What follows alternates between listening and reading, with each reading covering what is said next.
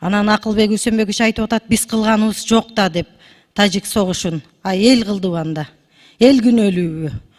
Бүгүнкү күнү канча мектеп, канча бала бакча иштебей атат. Министрди уктап аткан жеринен тургузса жатка билиш керек да. Мен айтып берейин анда.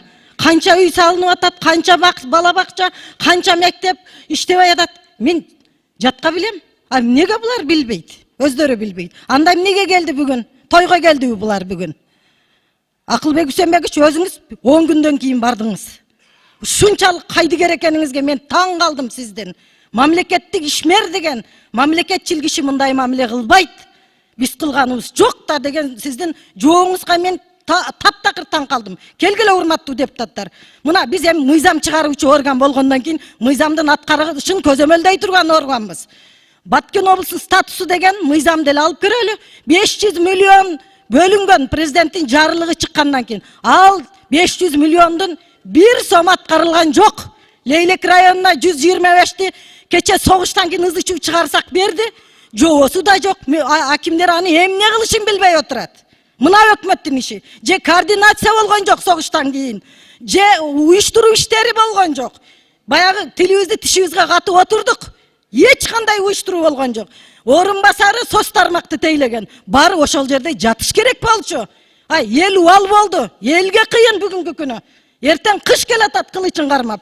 Борбордук айылында 16 үйдү жөн эле кичине тегиздеп траншея казып коюп, эчтеке башталган жок. Мына мен тынбай айтып атам. Сос объектилерибиз турат. Тетиги ПОМ турат, айыл өкмөтү турат, ГСФ турат.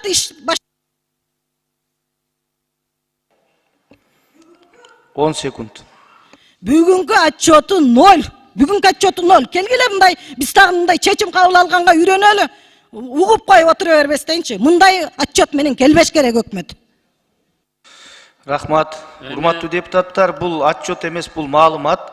Урматтуу депутаттар, сиздердин айткан сунуш пикириңиздерде сөзсүз жан бар.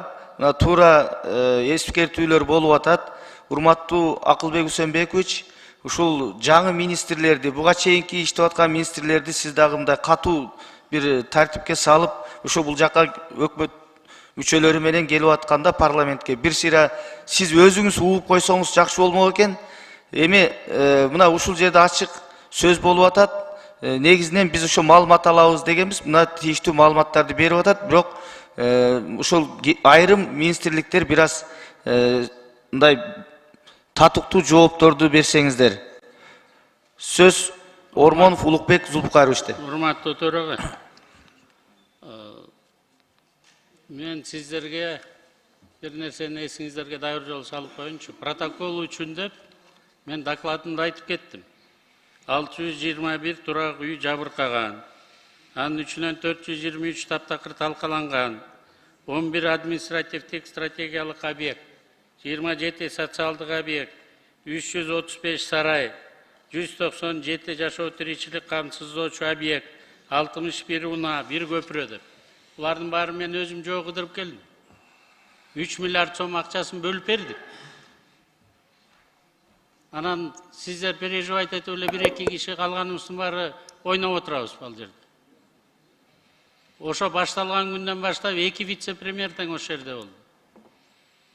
Президент бул жерде болбогондуктан мен бул жерде Бишкекте отурдум. Армиялардын баарын жиберип. 500 миллион сому жетти. Биринчи жолу губернаторлордун баарын акчаларын жеткиздик. Кампадагы болгон ундарды, эмелердин баарын аракет кылдык. Мындан да жакшы иштесе болот беле, балким болмок. Мүчөлүштөр кеттиби? Балким кеткендир. Бирок колдон келген иш аракеттердин баарын жазып атабыз биз. Ар бириңиздердин ичиңиздер күйүп атат, өзгөчө ошол жактан келген депутаттардыкын. Анын баарын түшүнүп атабыз.